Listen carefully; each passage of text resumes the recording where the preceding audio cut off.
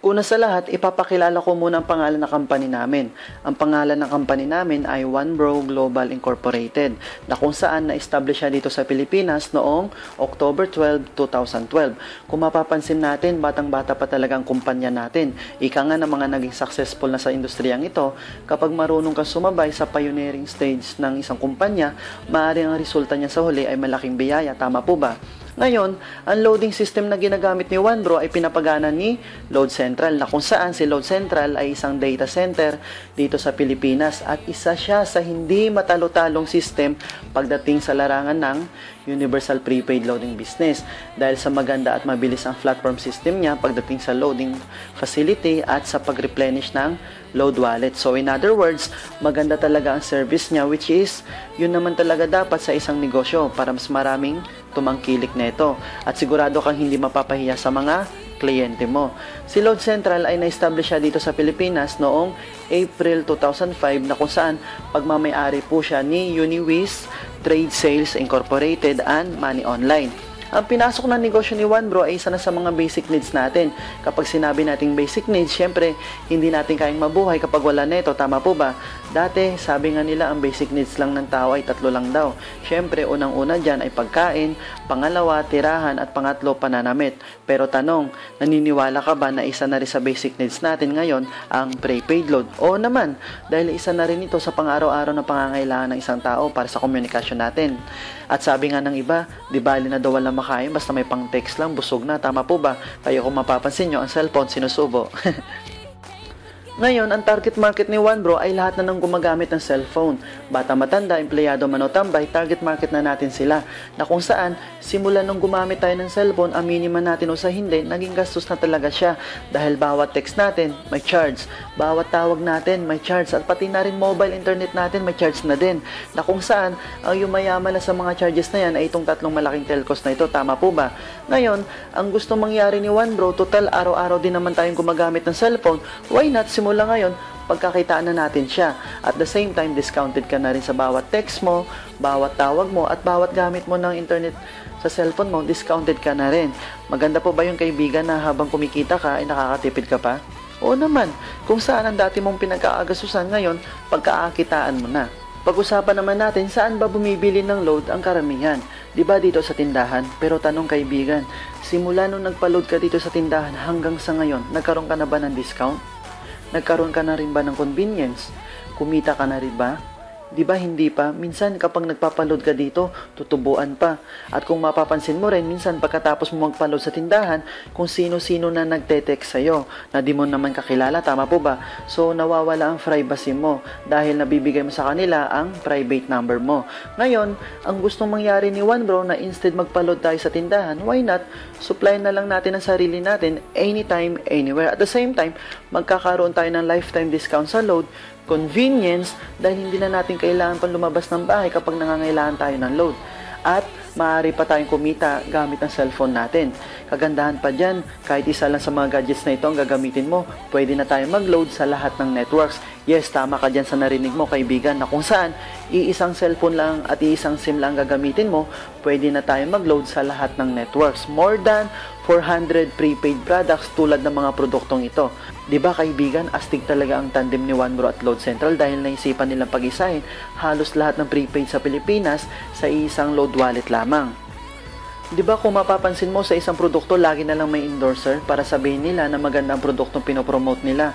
Tulad nila Chris Aquino, Michael V, Marian Rivera, at marami pang iba. At minsan, sasabihin lang nila sa TV ang ilang kataga at pagkatapos lang ng ilang exposure, milyon na kaagad ang binabayad sa kanila. Ngayon, ang ginawa ni OneBro, hindi po siya kumuha ng endorser. Bakit po? Dahil naisip niya na sa mga endorser na lang laging napupunta ang mga oportunidad na kung saan sobra-sobra na rin ang biyayang natatanggap nila. Tama po ba? So, ang ginawa ni OneBro, instead kumuha siya ng mga endorsers, kumuha na lang po siya ng katulad natin para maging marketer niya, na kung saan tutulungan lang natin siyang palawakin ang negosyo niya sa pamamagitan ng word of mouth marketing. In other words, ikakalat natin ang negosyo niya sa pamamagitan ng pagkukwento. At kagandahan dyan, willing naman po siya magbayad sa atin ng 30,000 per day. Now, paano naman kumita ng 30,000 per day? So dahil negosyo ang pinag-uusapan natin, kapag may negosyo, may puhunan. Mahirap naman kasi na umabot na tayo sa ibang bansa ng pagmamarket o pagkukwento ng negosyo natin. Yun pala, hindi naman pala tayo kasali. Sayang naman po, diba? Ngayon, paano ba magsimula sa OneBro para maging isa tayo sa marketer niya? Kaibigan, ang kailangan mo lang gawin ay mag-avail ng package natin worth 3,988. At syempre, kapag nag-avail ka, syempre may kapalit siya. At ang mga kasama sa 3,988 na package ay membership card,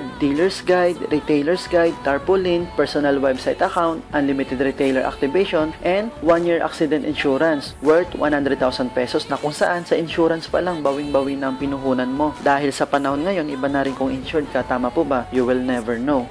So, ano naman ang advantage at benefits mo na makukuha mo kapag sumali ka dito? Grabe, sobrang dami po kaibigan. Bakit? Unang-una, syempre, makakapagsimula ka ng isang negosyo na maaari kang kumita ng 30,000 per day na kung saan maliit lang ang puhunan na ilalabas mo. Pangalawa, ang advantage naman na makukuha mo dito ay iisang SIM lang at iisang cellphone lang ang gagamitin mo at pwede ka na mag-load sa lahat ng networks at hindi mo na kailangan pang magbitbit pa ng maraming cellphone para makapag-load lang sa iba't ibang network. Pangatlo, may convenience ka na dahil pwede mo na loadan sa sarili mo anytime, anywhere. At the same time, discounted ka na sa load mo habang buhay. At higit sa lahat, ito lang ang loading business na maaaring makapagpayaman ng tao. Yes, tama ka sa narinig mo, kaibigan, na maaaring mo matupad mga pangarap mo sa pamamagitan ni OneBro. Exciting po, di ba? Na kung saan loading lang ang business mo, pero malaki pala ang potential nito. Now, let's talk about the 7 ways to earn of OneBro. Unang-una, maaari kang kumita at makatipid dito ng up to 25% mula sa higit 400 prepaid products na ito.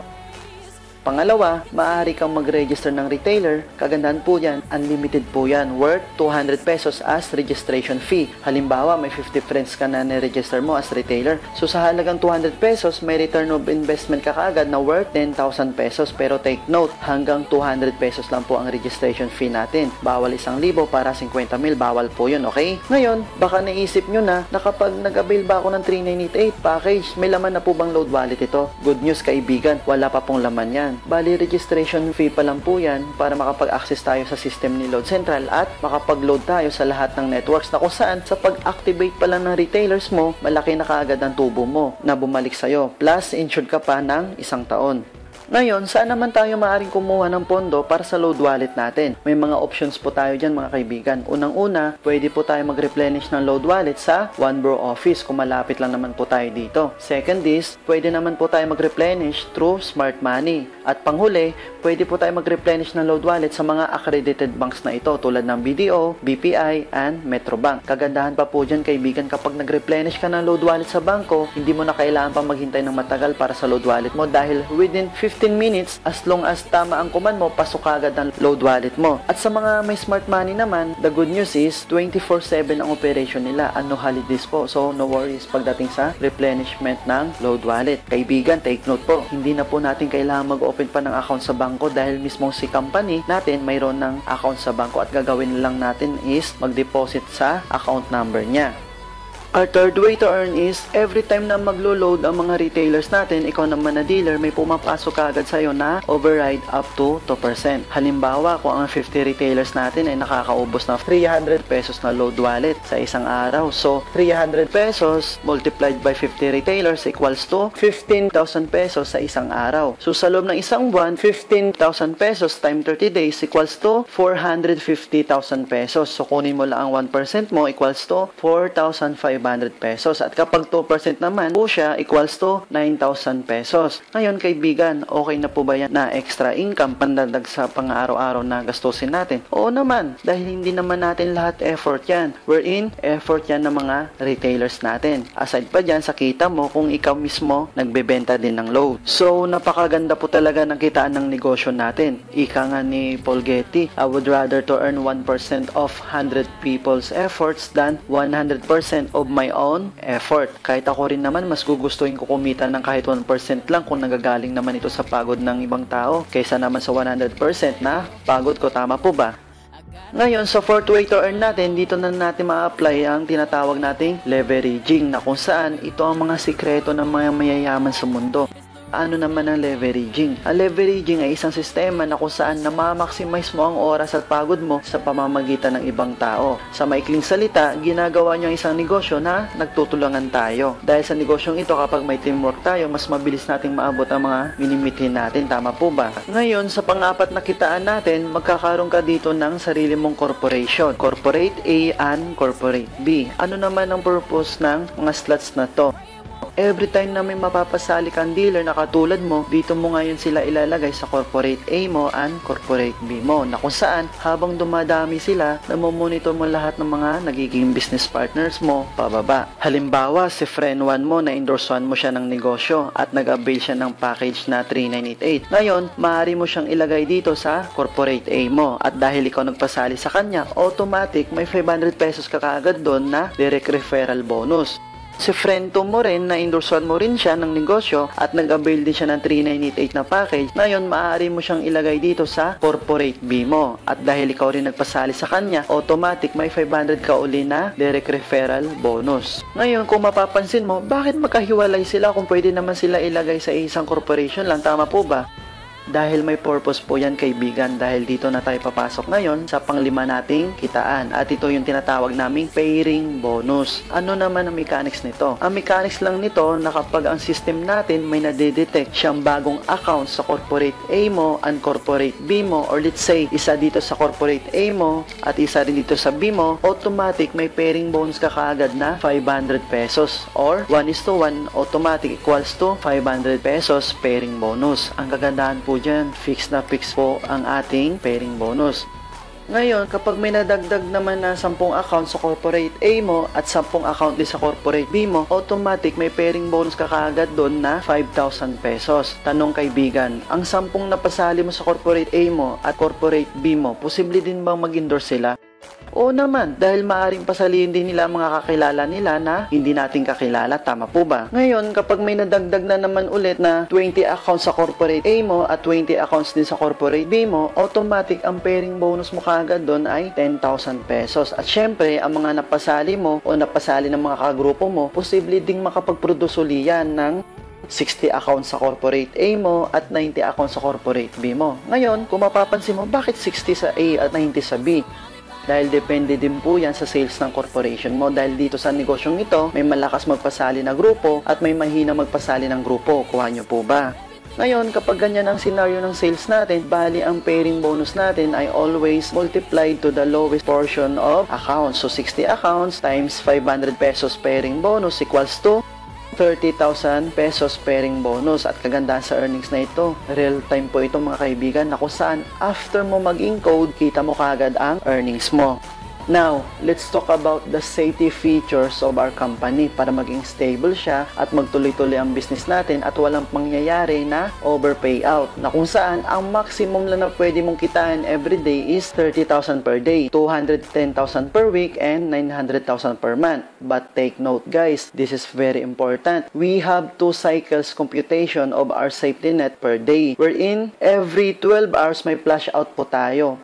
Paano naman ito? Halimbawa, 12 noon to 12 midnight, ang na-encode mo sa Corporate A mo ay 50 accounts at na-encode mo naman sa Corporate B mo ay 50 accounts din. So, ang pairing bonus mo is 50 accounts times 500 pesos equals to 25,000 pesos. Pero ang maximum na maaari lang ibigay sa'yo every 12 hours is 15,000 pesos. At ang sobra mapupunta sa bonus pool natin para may ma-share ulit si company sa mga bagong sasali at para din sa expense ng company natin.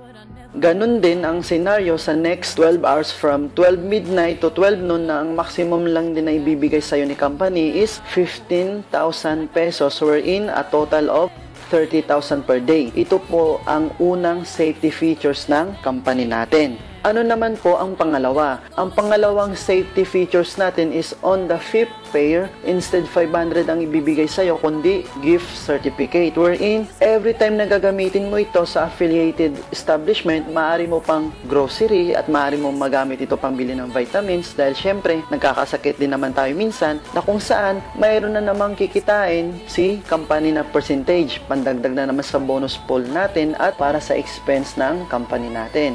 Para mas maunawaan po natin ng mabuti, ipapaliwanag ko po sa inyo ng maigi. Halimbawa, may isa kang na-encode sa corporate A mo at may isa ka ring na-encode sa corporate B mo. So sa first pair mo equals to 500 pesos pairing bonus. Second is, kapag may na-encode ka ulit na isa sa corporate A mo at may isa ka ring na-encode ulit sa corporate B mo, so sa second pair mo is equals to 500 pesos pairing bonus. And 500 pesos again for the third and fourth pair pairing bonus. Then pagdating sa fifth pair, instead 500 pesos ang ibibigay sa'yo, kundi ang ibibigay na sa'yo na company natin is gift certificate worth 500 pesos din. So sa ganitong paraan, mayroong tayong product movement.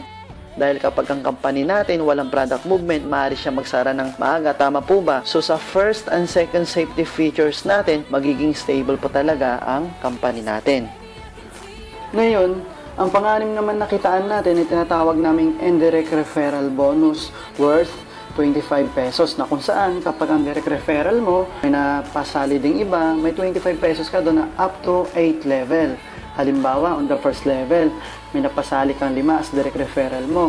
So sa 5 napasali mo, may direct referral bonus ka doon na worth 500 pesos each. So 500 pesos times 5 direct referrals equals to 2,500 pesos direct referral bonus.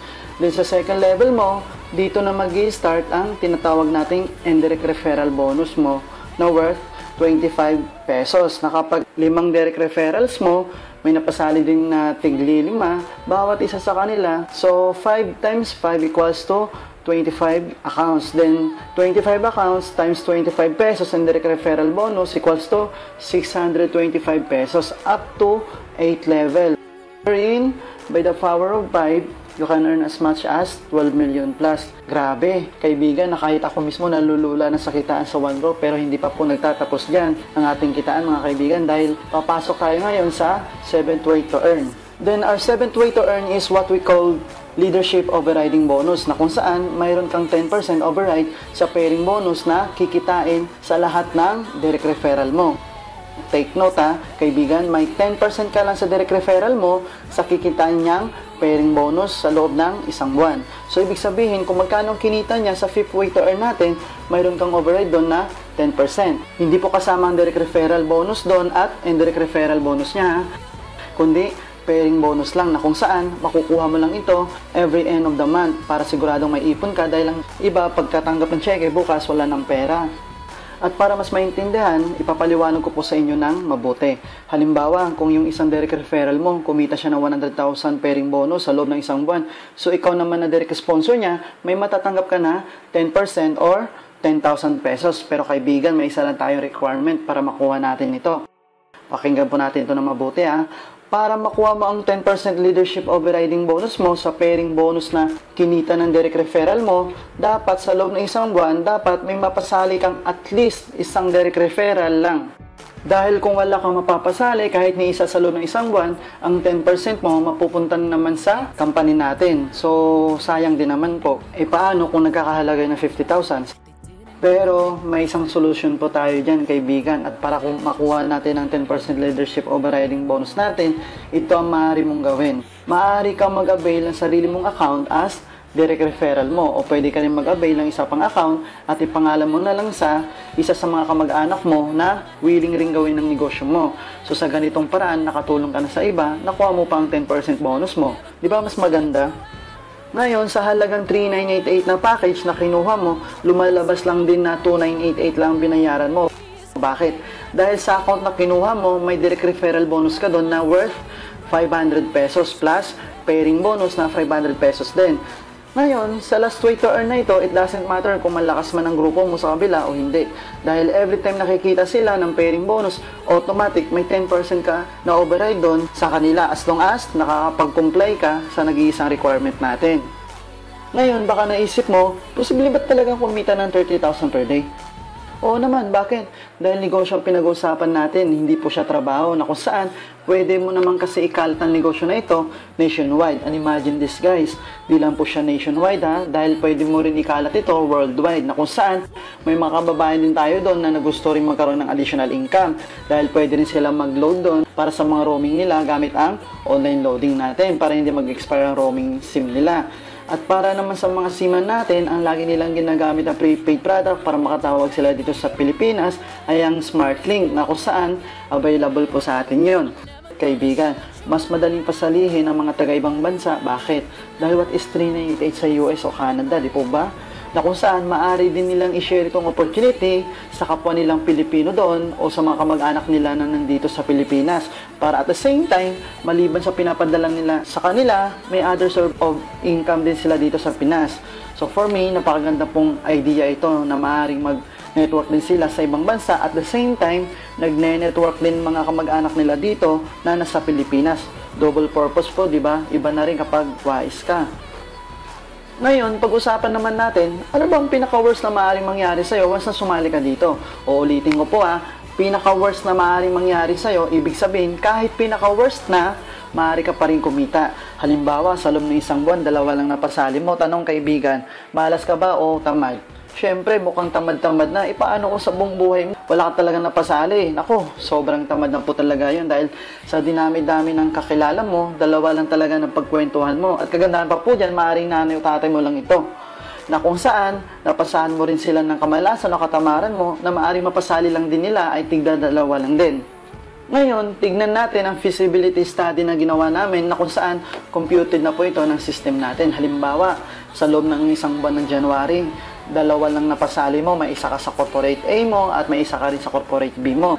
Ang maaari mong kitain dito ay worth 1,500 pesos. Bakit? Dahil 2 ang direct referral mo, so may tig pa 500 ka each, so equals to 1,000 direct referral bonus and plus 500 pesos na pairing bonus.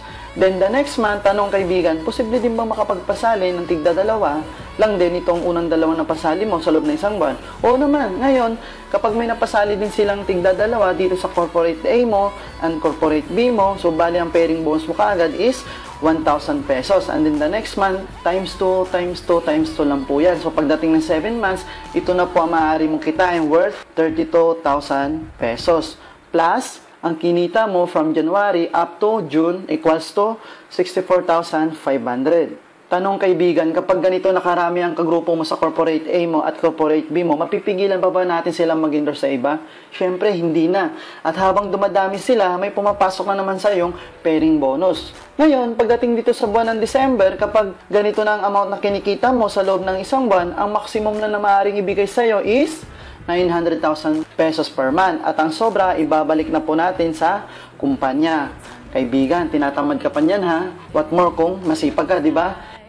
Then, the second year ng negosyo natin, kapag ganito nakaraming kagrupo natin at kapag kumikita ka na ng ganitong amount sa loob ng isang buwan, ang maximum na ibibigay na sa'yo ng company natin is 900,000 pesos per month. So, kapag consistent na yung kinikita mo na 900,000 per month, so sa loob ng isang taon, 900,000 pesos times 12 months equals to 10.8 million. Plus, ang kinita mo last year na magkano? A total of 1.9 million. So, 10.8 plus 1.9 million equals to 12.7 million sa loob ng 2 taon.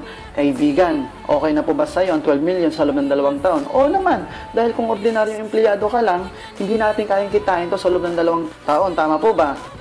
Kaibigan, sa halagang ito, kaya mo na bang bilhin ang pinapangarap mong bahay? Pinapangarap mong kotse? At ang pinapangarap mong savings? Oo naman. Kung saan ayaw mo na ritong balikan ng ganitong senaryo na lagi may nag-uutos sa'yo. Tama po ba? Ngayon, sa halagang ito, maaari ka na magkaroon ng time freedom and financial freedom. Kung isipin mo kaibigan, iba talaga ang tulong na hatid ni One Bro. Kaibigan, wag na wag mong isipin na scam o pyramiding ito dahil sa pyramiding, wala silang office, wala rin silang produkto pagkatapos mo magbayad. At higit sa lahat, wala rin silang legal papers na kung saan lahat ng ito mayroon si One Bro. Tanong kaibigan, gusto mo pa bang kumita ng mas malaki sa 900,000 naman? Siyempre naman, kung may kakaya ka magpatayo ng Jollibee, ilang Jollibee ang papatayo mo? Siyempre dapat marami para maraming source of income, tama po ba? Ika nga ni Warren Buffett, do not depend on a single income. Ngayon, tuturuan kita ng diskarte kung paano gawin ito. Dito kasi sa negosyo natin, maaari kang kumuha ng multiple accounts, it's either tri-pack or 7 accounts. Ngayon, baka naisip mo, ano naman ang advantage at benefits na makukuha ko kapag itong kinuha ko? Tama po ba?